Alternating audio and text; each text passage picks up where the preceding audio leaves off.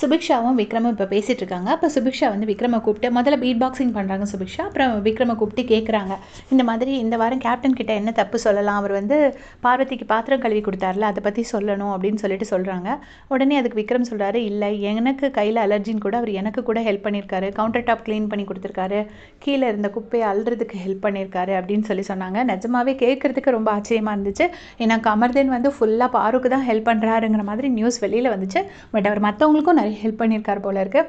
அதை வந்து விக்ரம் சொல்கிறாரு. சொன்னோடனே இருந்தாலும் நிறைய அந்த வேலை பண்ண தப்பு தானே, அப்புறம் எல்லா வேலையும் முடிஞ்சிருச்சான்னு சரியாக அவர் ஒன்றும் கரெக்டாக வந்து செக் பண்ணவே இல்லை அப்படின்னு சொல்லிட்டு சுபிக்ஷா சொல்கிறாங்க. உடனே அவருக்கு ஈஸி வீக்காக இருந்துச்சு அப்படின்னு சொல்லிட்டு விக்ரம் சொல்கிறார். மேபி அது அவரோட லக்காக இருக்கலாம், இந்த வீக்கே ஈஸியாக போயிடுச்சு அப்படின்னு சொல்லிட்டு விக்ரம் சொல்கிறாங்க. அதுக்கப்புறமா என்ன பேசுகிறாங்கன்னா, என் தம்பி தான் என்னை வந்து பீட் பாக்ஸிங் பண்ண வேண்டாம்னு சொல்கிறான், வந்தவங்க எல்லாரும் என் பீட் பாக்ஸிங் நல்லா இருந்துச்சுன்னு சொன்னாங்க. எஃப்ஜே எவிக்ட் ஆகும்போது பிக் பாஸே என்னை பீட் பாக்ஸிங் பண்ண சொன்னார், ஆனால் என் தம்பி வந்துட்டு என்ன பண்ணாதன்னு சொல்கிறான் அப்படின்னு சொல்கிறாங்க.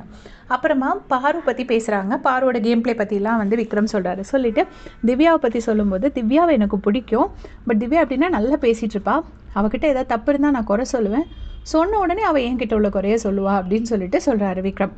அதுக்கப்புறமா என்ன பேசுகிறாங்கன்னா, சுபிக்ஷா சொல்கிறாங்க, நீ டிடிஎஃப்லாம் வந்தால் நான் கொஞ்சம் வெறித்தனமாக விளையாடுவேன், நான் அப்படி சாஃப்டாலாம் இருக்க மாட்டேன் அப்படின்னு சொல்லிட்டு.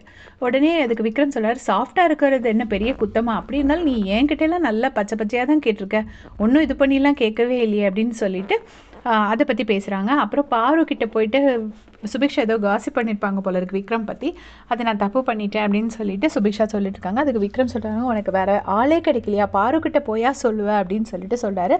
ஸோ அந்த டிஸ்கஷன்ஸாக இவ்வளோ நேரம் லைவில் போயிட்டு இருந்துச்சு. தேங்க்ஸ் ஃபார் வாட்சிங்.